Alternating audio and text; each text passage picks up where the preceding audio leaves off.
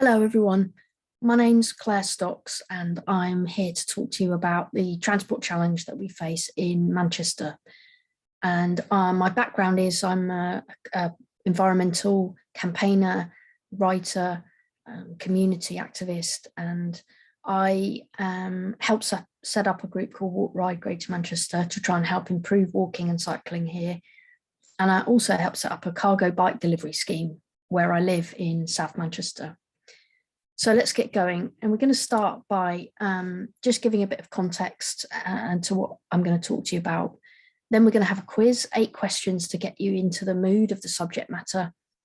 Then going to give you a bit of background on where we are actually, what is and isn't happening with transport in Manchester, a few case studies of what other cities are doing.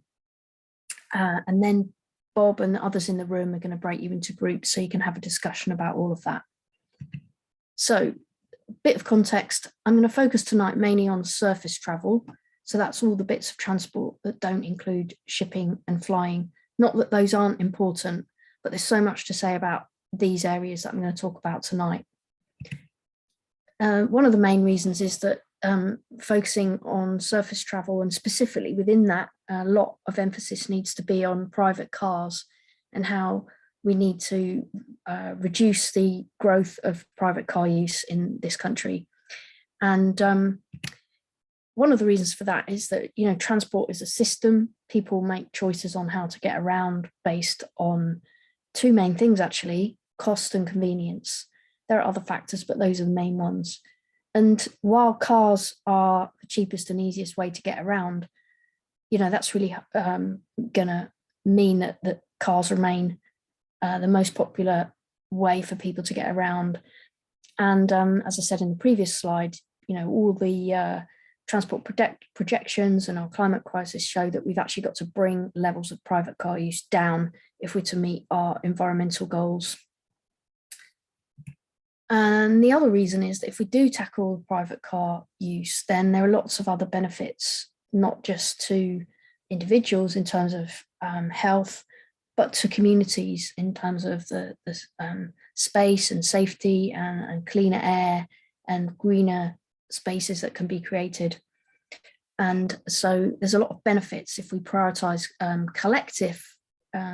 collective above the individual. And then lastly, this is now acknowledged by the Department for Transport in that it's just released its decarbonisation plan.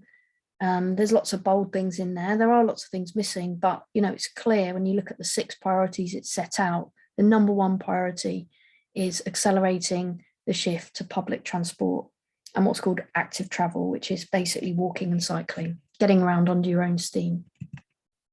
So let's start with the quiz.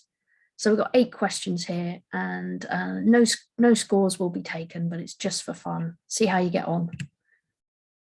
So in Manchester, what proportion of carbon emissions come from surface transport, do you think? How big a problem do we think this is? How big a problem is this?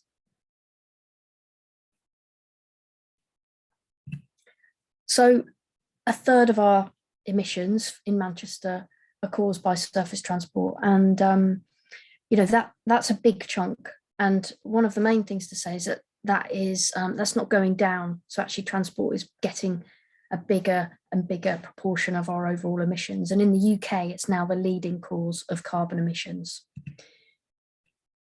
Question 2, what proportion of surface transport emissions do you think come from cars?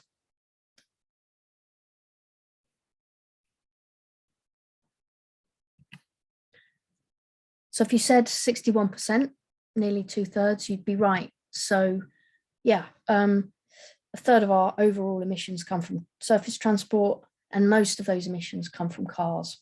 And when you look at this graph here that shows you the increase in car journeys in Manchester over the last 25 years, you can see why. Because we're driving further and driving longer, and there are more cars. And vehicles have got more efficient in recent times, but that's being wiped out and then some by the fact we're driving more. There are, places where we're making inroads into things. So this is journeys in and out of Manchester city centre in peak time, so that's, rush hour in the morning and the evening, you can see that the light blue line is the number of vehicle journeys, and that's gone down a little bit in the last 20 years.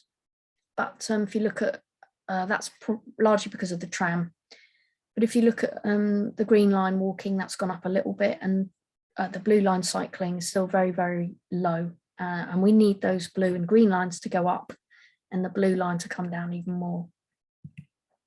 And despite those changes in the city centre, we know that large parts of the city centre are still polluted to, illegal levels. There's congestion. This was a survey a few years ago that was done, and very, very strong pleas from people that to take action, to clean up the air, to improve walking and cycling, to make more space for people to move around and not cars. So people want change. Okay, third question. When do you think fossil fuel cars will be banned from sale in the UK?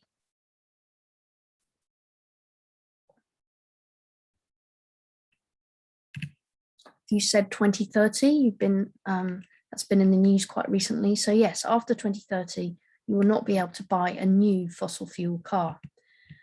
Now, that sounds good, and it is good, but the problem with that is that that's only for new cars. And I don't know about you, but I've never bought a new car, and most people, don't buy new cars. And that's only coming into effect in 2030. So all the modelling shows that unless other things change, we are going to be looking at fossil fuels being driven well into the 2040s.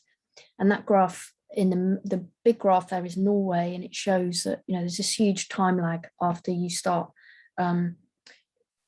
requiring people to drive electric vehicles. There's a big time lag before there's any impact on your emissions, because of people hold on to their old cars for a long time. Okay, question 4. What proportion of time do you think most cars spend not being used?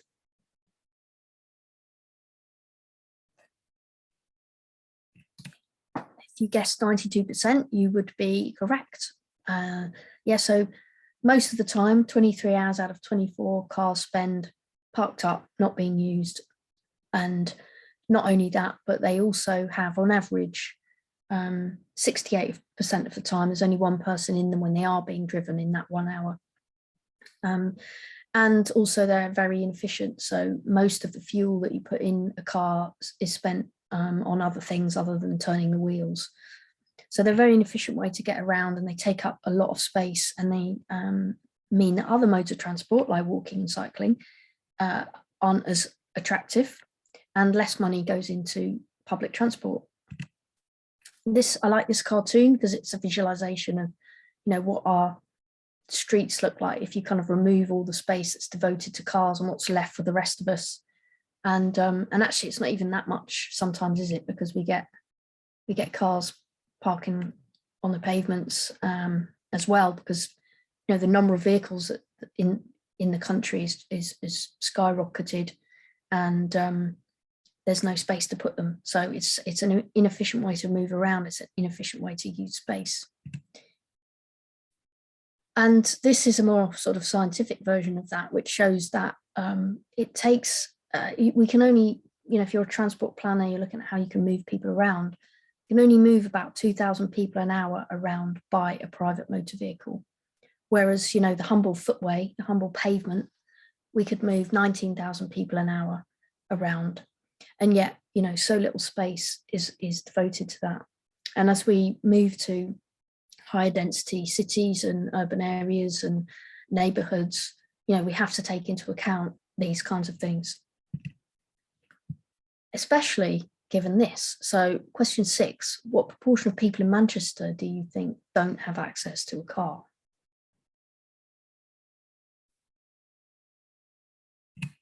So if you guess 44%, you would be right. So Manchester has the highest level outside of London of people who don't have access to a car. And 44%, that's really high. And in some parts of Manchester, it's well over 50%. So this slide here shows you, it's quite old now, but the levels aren't believed to have changed that much. This slide shows you the different wards in Manchester So I'm looking here at places like Ardwick and Hume city centre.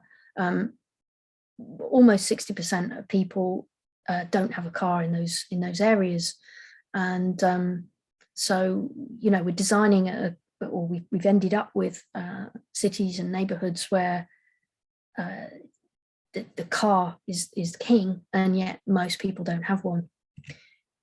And that's especially true for people on lower incomes. So this here shows you the breakdown of ownership of cars according to the level of income in Manchester. And so if you're earning less than £15,000 a year in Manchester, you're more likely than not to have a car. And if you're earning less than 10 grand a year, then you're definitely not likely to have a car. And so if we can enable people to get around using other means, we're basically tackling inequality in our society. And, Manchester has got a big success story in terms of, growth of the centre of the city, but it's also got big problems with inequality and deprivation as well. And this slide here shows you the most deprived parts of Greater Manchester. And you can see that, they're largely centred around these urban areas, Bury and Bolton and Rochdale, and then that big central area and up into the north and east of central Manchester. So if we can enable people to get around without a car, we are helping address inequality. Okay, question 7. How much do you think the cost of motoring has gone up in the last 15 years? 0, 2 or 5%?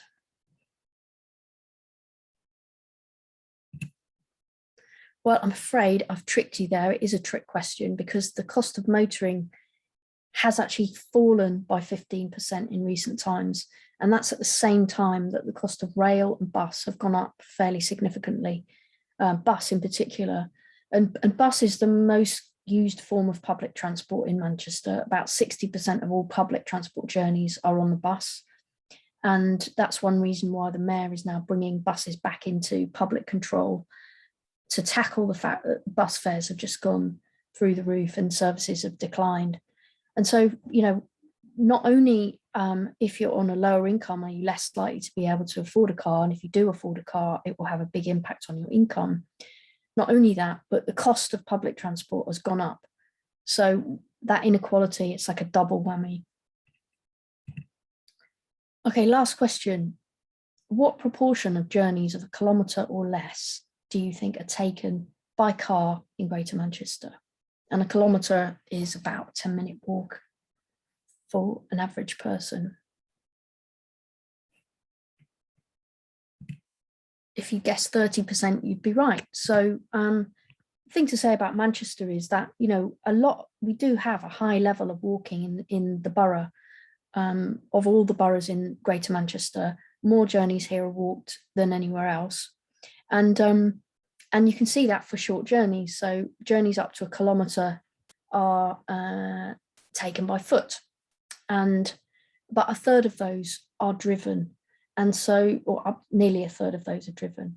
And so that's a big area that could potentially be addressed. If we made it easier for people to get around, made streets safer, more pleasant, then that journey to the shops, that journey to school could be walked more. And what's very interesting is in the middle here, these slightly longer journeys, but we're still talking journeys of between 1 and 2 kilometres on the left, and the middle bar is journeys up to 5 kilometres. And you can see there that over 60% of those journeys are taken by car. And yet, there's still journeys that are, maybe 20 minutes by bike at the most for a 3-mile journey. And so we're not talking about people not driving at all. We're talking about, a phrase I like to use is the best tool for the job. So a bike, an electric bike, maybe a shared car, there's a move away from everyone needing to own their own car. And maybe you just are part of a car club, which means you can use a car when you need it. You don't have the overheads all year round. You don't have to have your personal car parked outside your house. And maybe for some journeys you can walk and cycle, and other journeys use the car when you need it. And maybe that's where we need to get to. And lastly, just to end on this slide, which shows the impact of coronavirus in 2020 on modes of transport. And I'm showing this to show that I talked at the beginning about transport being a system. And while none of us want to live in lockdown forever, what it did do was make the roads safer for large periods of time, because transport went right down. As you can see there, numbers of cars down 25%. So on safer roads, people felt much more able to cycle, and 45% increase in cycling across England. And that was mirrored in, lots of places, including Manchester and Greater Manchester. So that's the end of the quiz, and I'll pause this section here.